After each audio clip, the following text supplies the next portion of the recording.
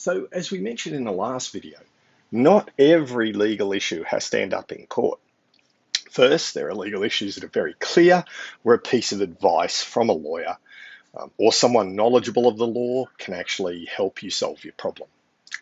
However, even those areas where there are ambiguity might not mean that you want to go to court because of the costs, the time, and the heartache involved. What's been developed are a series of alternative mechanisms called alternative dispute resolution mechanisms. And this is just a short video to introduce you to these so that you're aware that they're there. So you don't have to use litigation. In fact, there are 4 other key kinds of dispute resolution that we use in the Australian system, and they're becoming increasingly common. Why? Cheaper, faster, more private. It can often help you maintain ongoing business relationships rather than the adversarial approach that's required under law. And it also helps the Australian civil society. Why? Because it reduces the pressure and the costs on the court system. What are these alternative dispute resolutions? Okay, well, you can think of it in terms of almost like a continuum, right? From where no one is involved in helping you solve it, right the way through to someone else decides what the problem is. So they're less interventionist to more interventionist. Okay. So what do we have? Well, the first thing you can do is you can just negotiate. Right? There's nothing to stop you talking to the other party who's involved in the dispute and coming to some form of acceptable solution. You're probably going to want a lawyer to document that agreement so everyone's clear, because you've obviously had misunderstandings up to that point. But often a lot of legal disputes end here, right? We negotiate a mutually acceptable solution. What happens if that's getting nowhere?